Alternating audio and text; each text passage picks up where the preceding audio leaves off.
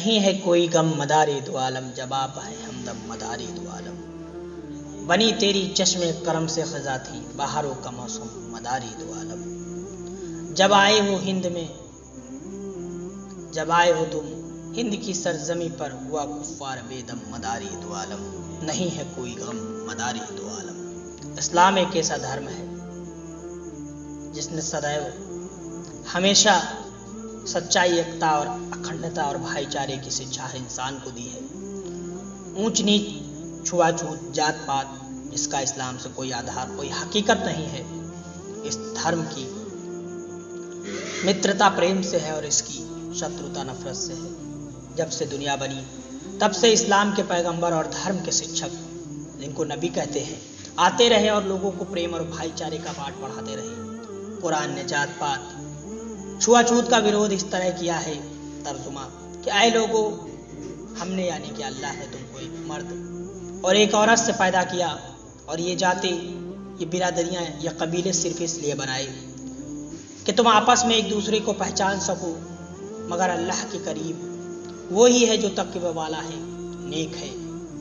اس دنیا میں تمام نبی آتے رہے، جیسے یعقوب علیہ السلام، یوسف علیہ السلام، یونس، موسیٰ، ابراہیم، عیسیٰ علیہ السلام، یہاں تک کہ کمابیش 1,24,000 نبی قریب اس دنیا میں تشریف لائے، آتے رہے اور جاتے رہے۔ سب سے آخری نبی اور اسلام کے سب سے انتم پیغمبر حضور احمد مصطفیٰ محمد مصطفیٰ صلی اللہ علیہ وسلم آئے، اور انہوں نے صرف 23 سال میں دین اسلام کے قانون اور اس کے کتاب قرآن شریف سے لوگوں کی شکشاؤں کو اوگت کرایا۔ حضور صلی اللہ علیہ وسلم کا جب اس دنیا میں ظاہری قیام وقت ختم ہوا تو انہوں نے حجۃ الوداع یعنی اپنے آخری حج پر اعلان کیا، ترجمہ کہ میں تم سے 2 بھاری چیزیں چھوڑ جاتا ہوں، ایک قرآن اور دوسری میرے اہل بیت، یعنی میرے بعد تم سب کی ہدایت، یہی 2 چیزیں کریں گی۔ نبی کریم صلی اللہ علیہ وسلم نے وصال فرمایا، اس کے بعد ہدایت کی ذمہ داری اور اسلام کی شکشاؤں کے پرچار و پرسار کا جھنڈا صحابہ کرام اور اہل بیت رسول صلی اللہ علیہ وسلم کے ہاتھوں میں اپنے لے لیا۔ کچھ ہی سالوں میں اسلام کا ایک چھوٹا سا دیپک سورج کی طرح پورے عرب میں چمکنے لگا۔ صحابہ رضوان اللہ اجمعین کے زمانے کے بعد تابعین کا وقت آیا، تب تک اسلام کی شکشائیں بام عروج پر پہنچ چکی تھی، لیکن ہندوستان، چین اور عظمی بیشتر علاقے ان شکشاؤں سے دور تھے۔ اب صحابہ کرام اس دافرانی کو الوداع کر چکے تھے۔ نبی کریم صلی اللہ علیہ وسلم بھی ظاہری طور پر موجود نہیں۔ کون ہے جو ان عظمی زمینوں پر اسلام کے بادلوں سے ہدایت کی بارش کروا دیتا، ایمان کی کھیتیوں کو لہلا دے؟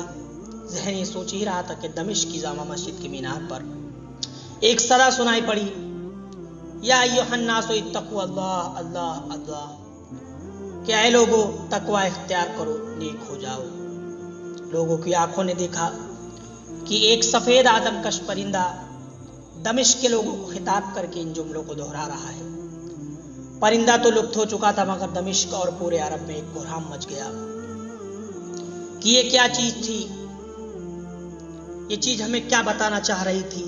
ہو نہ ہو کوئی انقلاب آنے والا ہے، ہو نہ ہو اس پرندے نے لوگوں کو تقوی اور عبادت کی تلقین اس بات کی طرف اشارہ کر رہی ہے کہ وہ ہادی جس کی ہدایت سے بھارت اور دنیا کے کئی ملک پرکاشت لالائت ہونے والے ہیں، اس کے آنے کا سمے ہو گیا ہے۔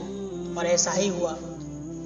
سن 242 ہجری میں عید کا دن، وقت فجر، ملک شام، سیریا کا شہر حلب، اس شہر میں سید علی حلبی کا مکان، جس میں سید حاضرہ عرف فاطمہ ثانی رحمۃ اللہ علیہ کے بدن کوکھ سے قطب المدار رضی اللہ تعالیٰ عنہ کی ولادت ہوئی۔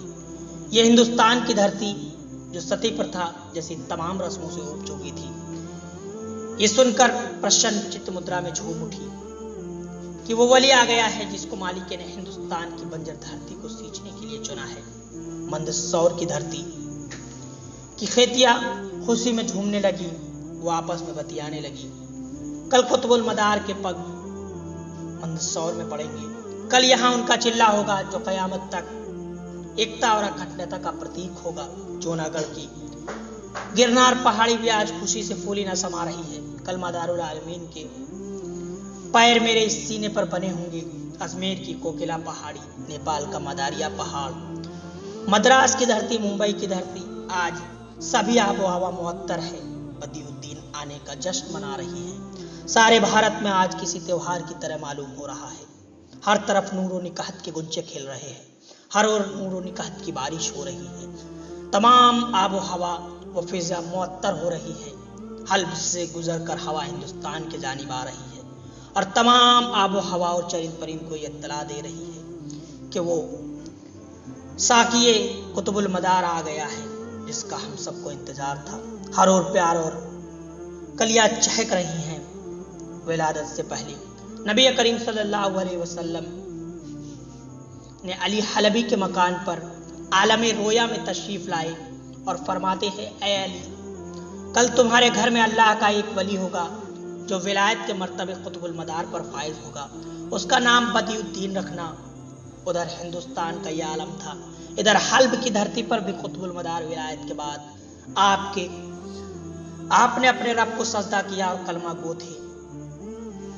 आपकी माँ और करीब खड़ी दाई ने और सभी औरतों ने अपने कानों से ये अल्फाज सुन रही थी, अशहदु अल्ला इलाहा इल्लल्लाह व अशहदु अन्ना मुहम्मदन अब्दुहु व रसूलुहु। पैदाइश के बाद घर का अजीब हाल था। घर की बूढ़ी बकरी जिसने दूध देना बंद कर दिया था, वो दूध देने लगी। तमाम असहाबाए कराम अली हलबी को मुबारकबाद देने आए। अली का घर विलायत से पूरी तरह से प्रकाशित हो उठा था। धीरे धीरे वक्त गुजरता जा रहा था। बदियुद्दीन अब अपने पैरों पर खड़े होकर चलने लगे। उनकी उम्र 4 साल की हो चुकी थी। बच्चों को खेलता देख दिल खेलने के लिए मचलने लगा। बच्चों की तरफ पहला कदम बढ़ाते हैं कि कानों में एक आवाज गूंजती है कि ऐ बदियुद्दीन मेरे तरफ आ जाओ।